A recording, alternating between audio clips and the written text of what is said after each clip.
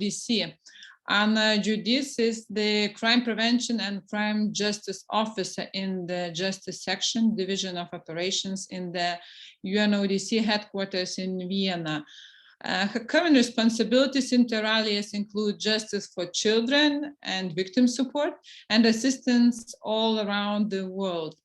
Her particular focus, however, is the Arab states and West Africa regions.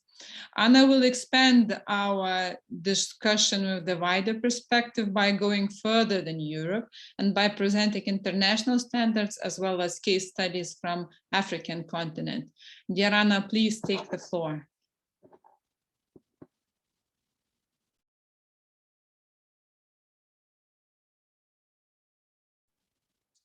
Anna, we see your presentation, but probably you are muted.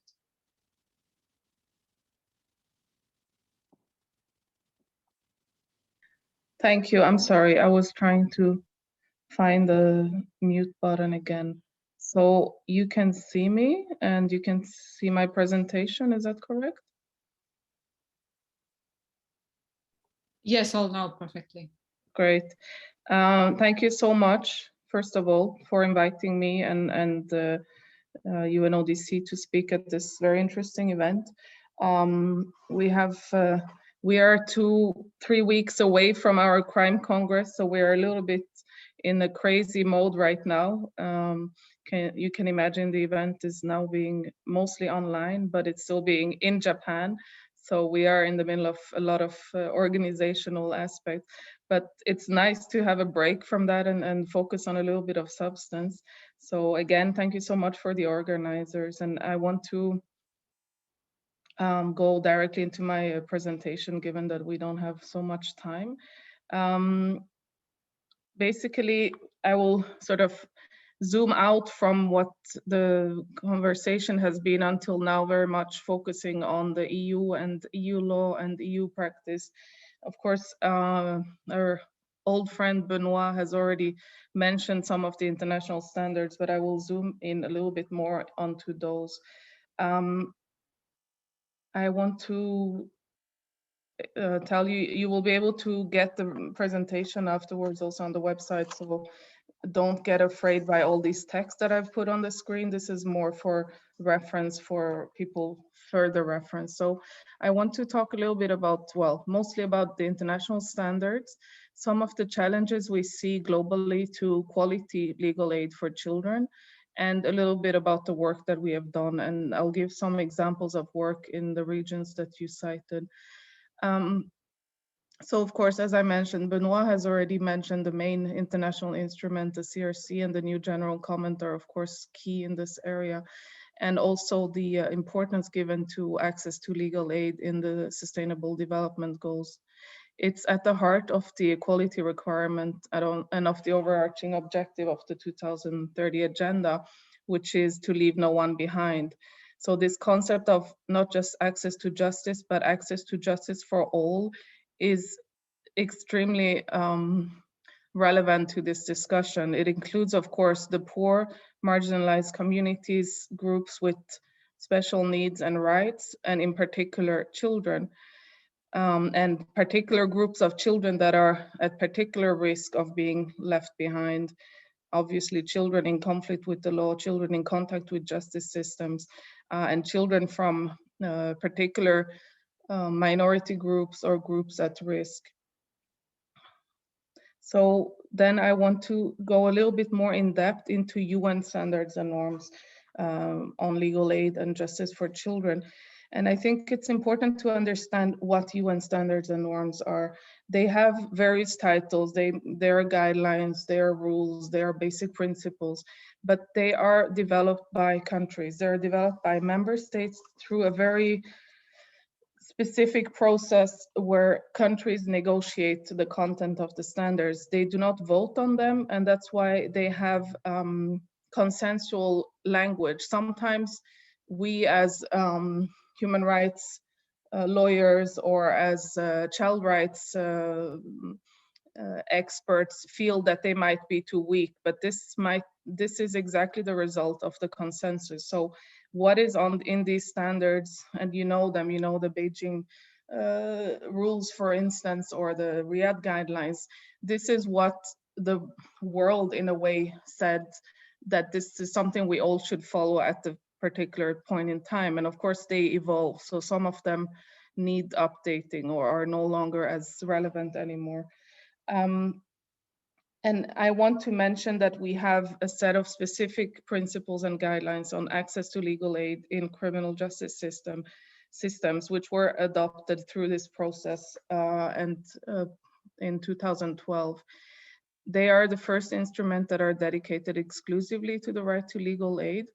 They contain a set of 14 principles and 18 guidelines, and they create a model for making the criminal justice system more accessible, equal, and safeguarding for vulnerable groups and groups with specific needs, including children.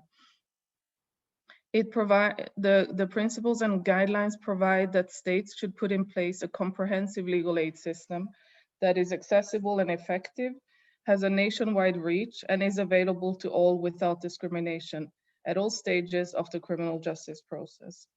And diving into some of the details, one aspect that is important to understand is that the definition of legal aid in the UN principles and guidelines is a little bit or quite much broader than the traditional definition that we see as lawyers, which is really the legal advice, assistance, and representation for persons detained, arrested, or imprisoned, and so on, or people charged. It also goes into legal aid for victims and witnesses, which does exist, of course, in a number of countries, but it's not always as expanded as for people suspected or accused of crime. But it also provides that this should be provided at no cost for those without sufficient means or when the interests of justice so require.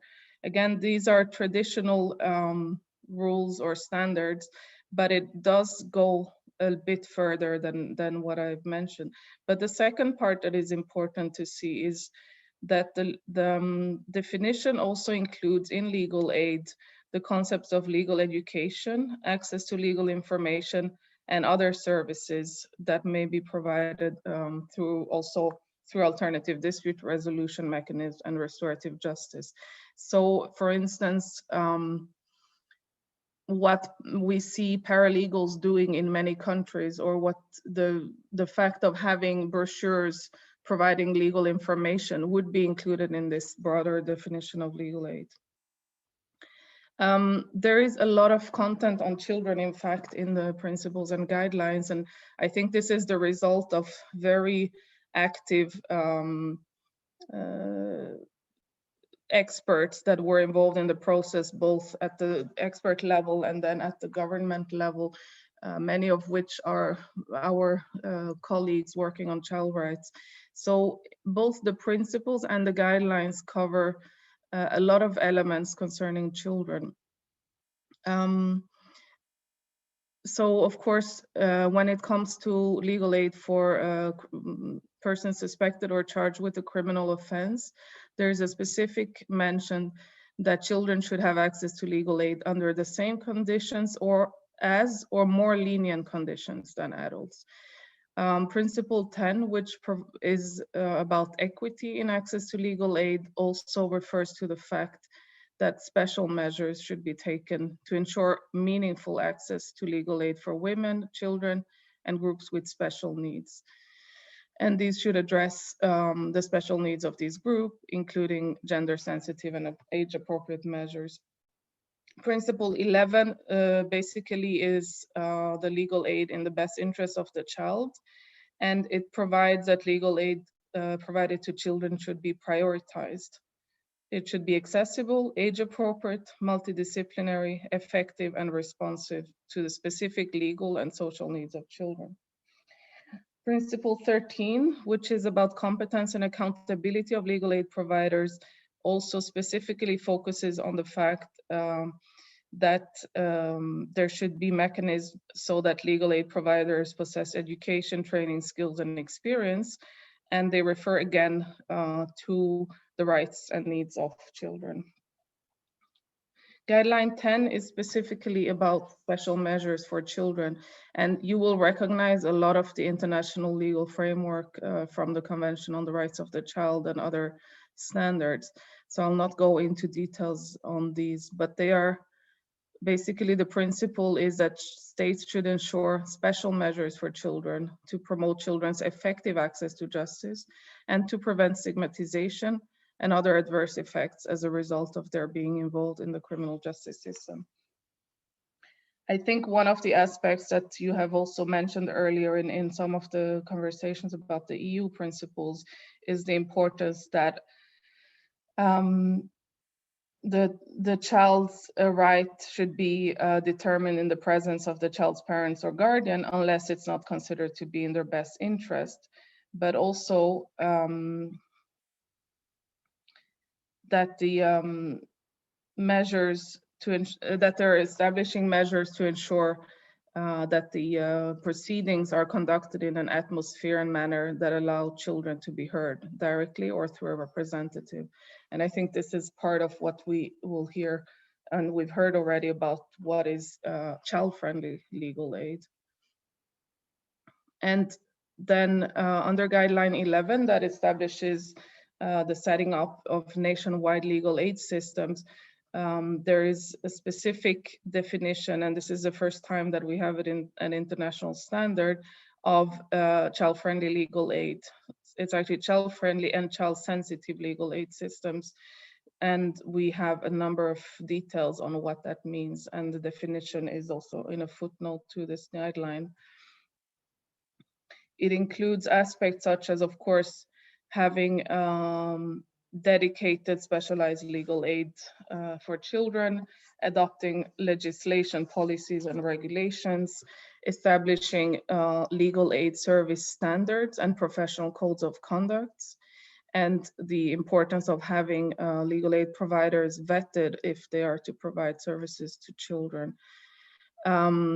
It has detailed information on legal aid training as relates to legal aid for children, and mechanisms of regarding cooperation and referral systems. And I've copied here the definition of child-friendly legal aid, which is included in the guideline. As you can see, it goes beyond criminal justice. It also relates to provision of legal assistance to civil and administrative in civil and administrative proceedings. And it refers both to child-friendly legal aid delivered by lawyers and by non-lawyers. And I'll mention that a bit later in terms of the challenges that we have in many countries. So So in terms of what we see as some of the challenges, we have data from the UNDP UNODC Global Study on Legal Aid that came out in 2016. Of course, it's getting a little bit old, but I think some of the data is still very relevant, which also has specific case study on Georgia, on the legal aid system in Georgia, as you're probably much aware. The study showed, this is positive, that across all development levels, the area where there was the most specialized legal aid was legal aid for children. So 57% of the respondents mentioned that there was specialized legal aid in their country for children. I think one of the issues there, though, is how do we define specialized legal aid, and how does each of the respondents define that? And as we know, there are many issues with quality and actual specialization. So while progress can be observed in establishing legal and policy frameworks in many countries, the study showed a global challenge in terms of implementing plans and enhancing the scope and quality of services to be embedded in wider justice reform programs. And I think when it comes to children, it's even more a challenge in some cases where legal aid services for children are provided separately from general legal aid and also separately from justice reform, and often in a less sustainable way. And I'll go a little bit more into that afterwards. And the other aspect that was mentioned is the issue of data collection and analysis to inform evidence-based action. So the lack of such data collection and analysis. So we don't really have evidence based on what's working, what's not working, what's efficient, and so on.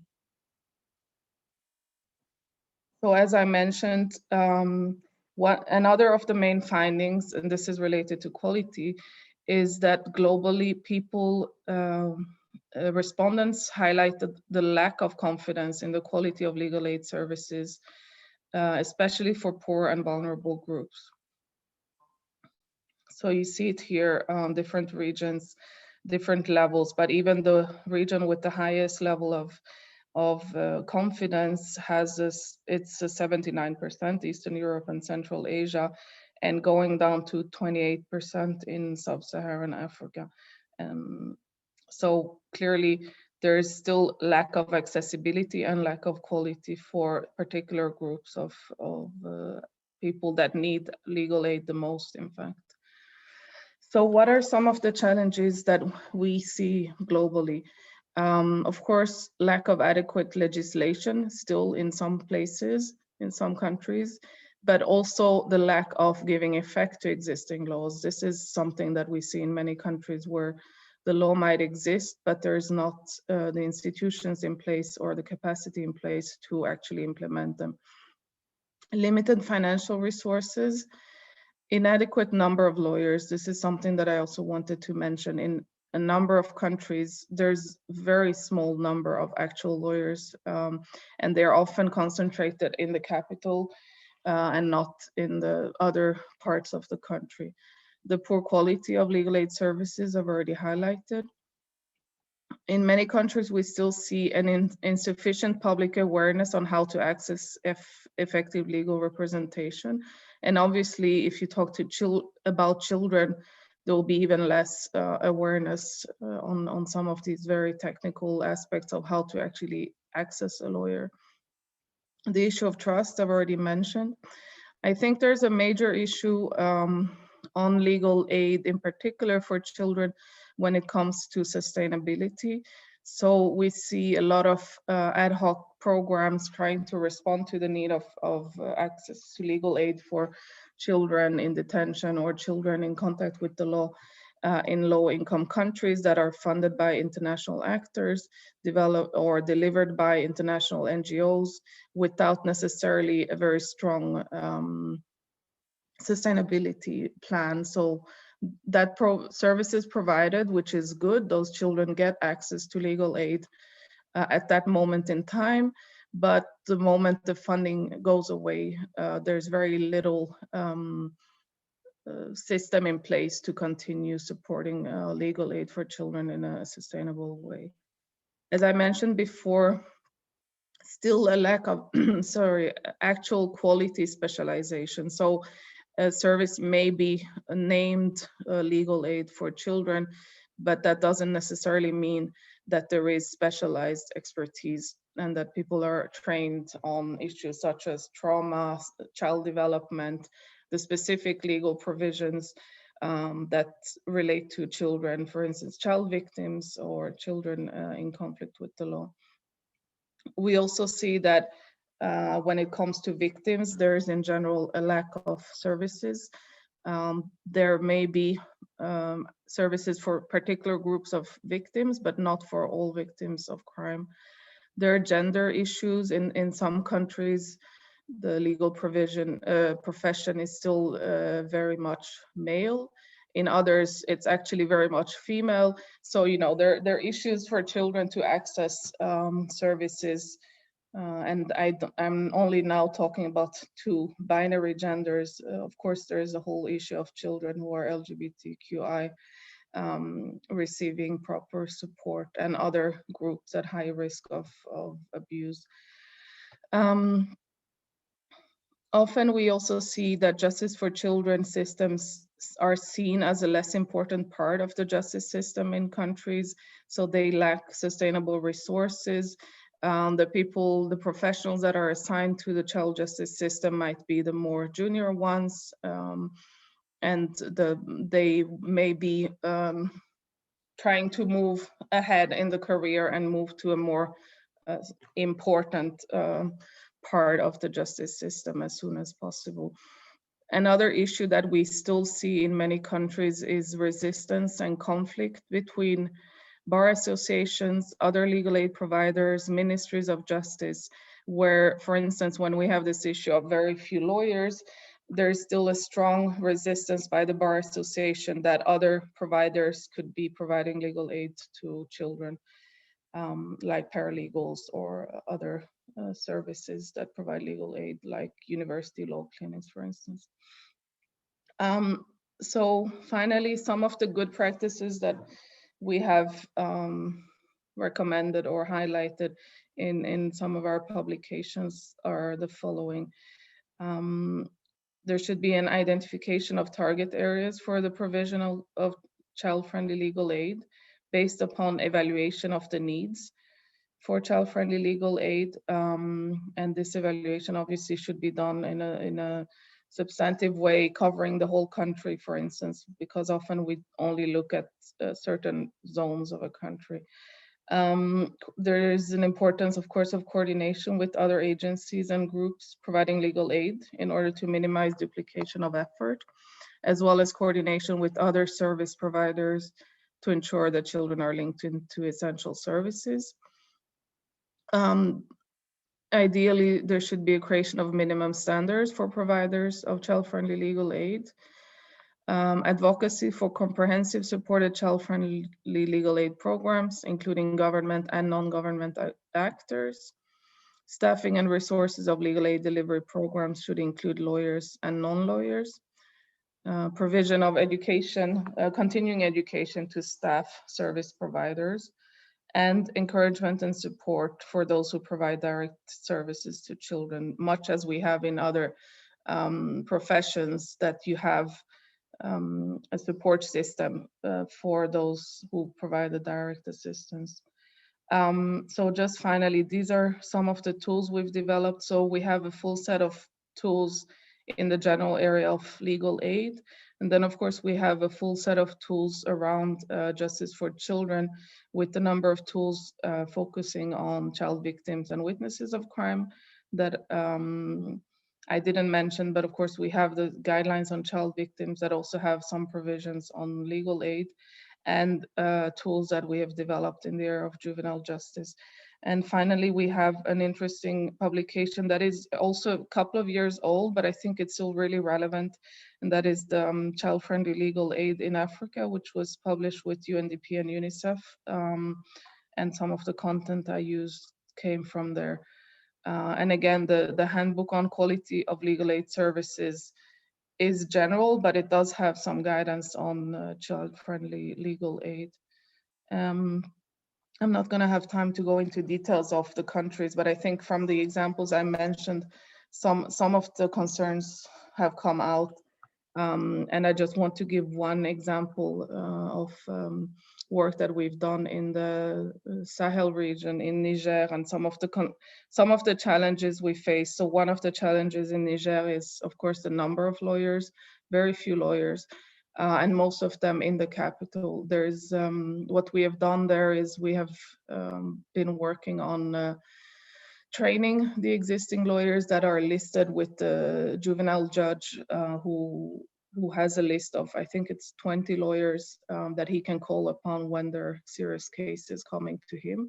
So we've trained them on some of the issues around violence, children who are victims of recruitment, trafficking, violence, and that end up in the criminal justice system. But then the other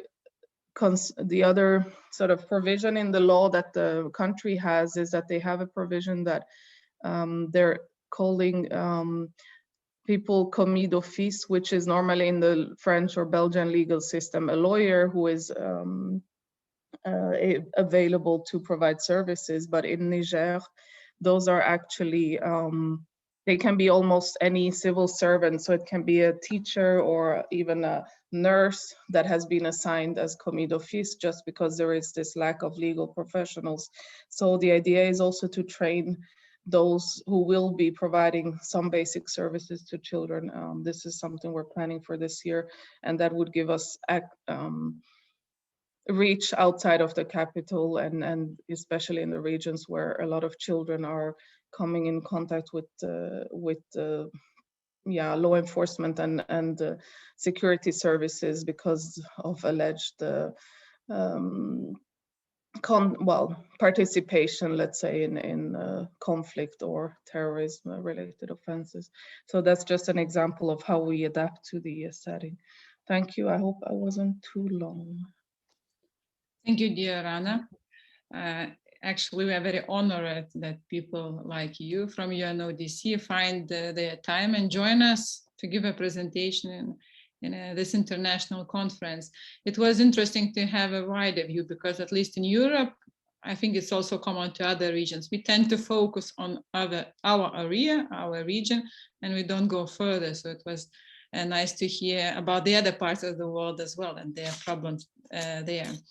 Let me now present